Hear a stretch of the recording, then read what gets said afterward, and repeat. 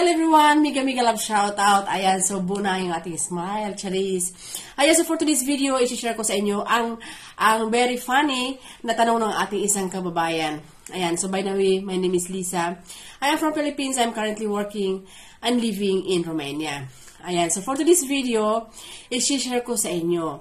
Kasi dahil magpapasko, ayan, may kababayan tayo na curious or excited siguro si kabayan.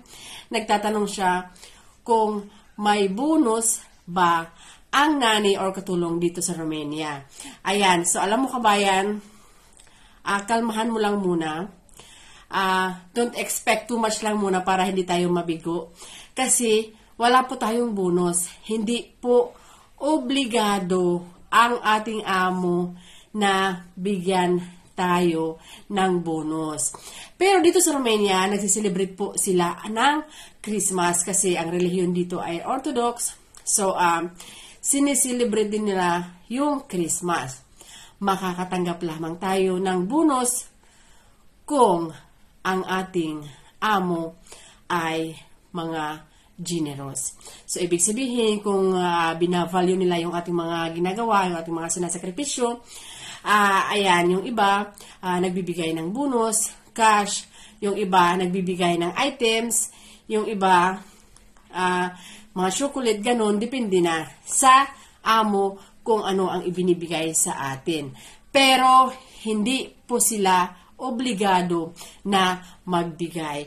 Kaya sa mga nandyan sa Pilipinas, napakaswerte ninyo kasi mayroon talagang bonus na tinatawag dyan sa Pilipinas.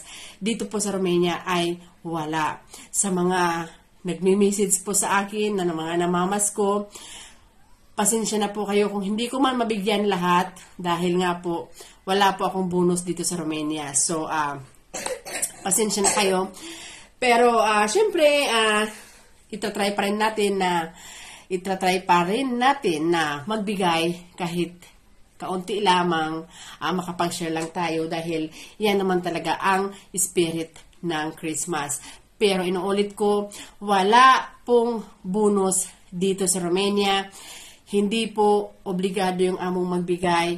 So, depende na rin po sa kanila kung pamamaskuhan nila ang katulong or nani.